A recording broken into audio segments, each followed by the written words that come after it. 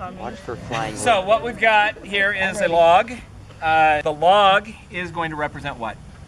The United States. The United States, our country. Yeah.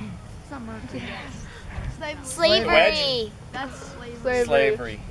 And now there's other wedges. There really were. There were other wedge issues. States' rights. Okay, definitely a wedge issue. But slavery is the one that, identified by President Lincoln in his second inaugural address, all knew somehow this was the cause of the conflict. Sledgehammer? It's basically all the various issues that drive that wedge in deeper. Yeah. It's all those issues. So it all begins essentially with the Declaration of Independence, right? I mean, we go back to colonial time, but we're not a country yet. So for our country, this issue really becomes, a thing with the Declaration of Independence. Thomas Jefferson putting a clause in to take slavery out and then not being allowed to happen. Now that issue is there and it's kind of sitting dormant for a long time. It's just there. Nobody's really having to think about it, but it's still there. When does this wedge issue really get set in? Like, I could get this out now if I really wanted to. When's that wedge issue really get set in? When you hit it harder. 1850? No. Before 1850? 1820. 1820 with what compromise? Missouri. Like a fire bell in the night. It's deep. It's there. It's not going anywhere. Thomas Jefferson is fearful for our country by that time that slavery is going to split our country up.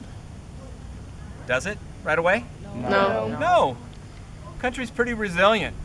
For the next 30 years, we add 6 new states, and slavery's still there. That was 5. That's 5. That was 5. Sorry, I wasn't counting. I was. You guys are too good.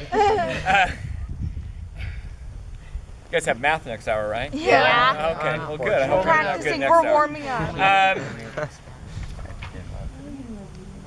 Was slavery ever an issue in that 30 years as we were adding all those states? Yeah. Yes. Remember, Texas wants to come in, once it breaks away, wants to come in, and what do we say? No. We say no because You don't like slavery, slavery. right? More than anything else. It's because slavery, it's going to mess up the balance we work so hard to create. What's the next big issue that's going to drive it in deep? Compromise of 1850. What? Compromise of 1850.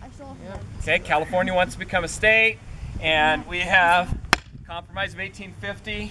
5 different provisions. I'm not going to hit it 5 times. You counters. But the wedge it's being driven in deep. Okay? What issue related to the Compromise of 1850 fails first? 3630. There's no 3630 line with the Compromise of 1850. California imbalance. Well, the imbalance is there. That was embedded in it. But there's something with the compromise that was supposed to work but didn't. Fugitive Slave Act. Northern defiance of the Fugitive Slave Act. Does that drive the wedge in farther? Yeah. If the North would have obeyed and just said, okay, this is the law, we got California, and they would have just, with all their heart, gone with the fugitive slave law, would that have helped things? Yes. Yeah. But they didn't. They resisted. And the wedge goes Deeper. deeper and deeper. Now somebody writes a book. Alex wrote a book. Yeah. She's the little lady who started this great war. He's like, I was starting my campaign. And who was Alex portraying in our dramatization? Harriet Beecher Stowe. Very good. And the name of the book? Uncle Uncle Tom's Tom's Cabin. Cabin. Now, with Uncle Tom's Cabin, what section of the country became more determined to get rid of slavery? North. It changes public opinion. That divide is that much deeper. It's happening. If you listen, I can hear it. it's cracking. It's there. Fury. Okay, now there's other things that happen. We get Southerners who, I don't know, say, I think I'll attack Mexico and take over land. Or some Southerners that go into Nicaragua or Honduras and try to take over land. Some people in our government that go threaten Spain to sell us Cuba for $130 million. I remember that. Okay, all that stuff's going on as well. None of that's helping our country. What's the next big law? The Kansas-Nebraska. Kansas-Nebraska Act, where they're going to use what principle to decide the issue of slavery? Popular How does that work? Not well at all. We Too died. well, huh? See it now. How's the vote work in Kansas? Not well at all. Doesn't. What happens to Cheater. Cheating. There's so we got the violence of Bleeding Kansas. So Bleeding Kansas, the first place that it really erupts into violence, of course that drives the wedge in deeper. Correct? Yes. Yeah. Okay. Then we look to the Supreme Court, Dred Scott decision. Uh-oh. Does that help? No. Drive the wedge in deeper. Deeper.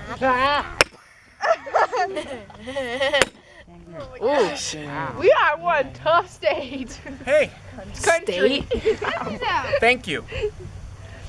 Now, please understand that. I had some students in another hour. As we were walking out, they were saying, "Oh yeah, I split wood. I split wood with an axe." You don't split the United States with an axe. Nope. We weren't the kind of country that you hit one time when we split. This log is tough. This log is fighting against splitting. That's what the United States did. We resist this for years. We're using everything we can to try to keep our country together. It's not working. So thanks for noticing how tough this log is, because that's the United States. And it was tough. It was resilient. It was resistant to division, but we couldn't stop it. So every issue just drives that in deeper. We were to Dred Scott, Lincoln Douglas debates, Freeport Doctrine, Harper's Ferry. Holy cow, a white man trying to lead a slave rebellion drives that wedge in deep. You know what the South does? The South starts training their militia for war after Harper's Ferry. That's what happens there. They start training their militia. I bet your arm's probably killing right now. Hmm? Your arm's probably killing. Think I'm a No, wimp he's or building up something? muscle. Never know.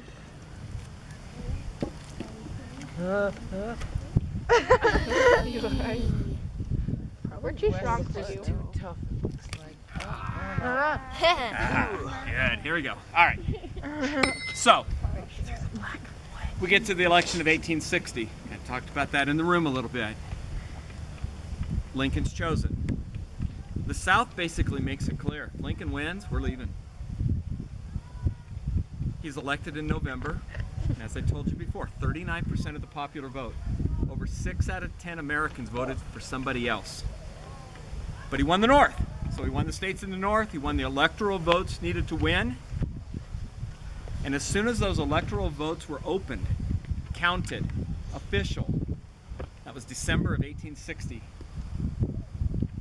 The next day, South Carolina voted to leave the Union.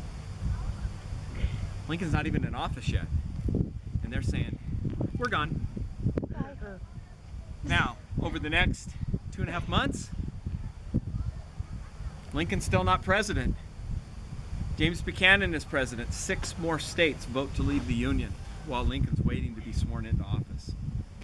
And Buchanan, many of you identified as one of our not so great presidents, really does nothing to stop it. He's kind of lame duck, waiting for the next guy to take over as our country is splitting.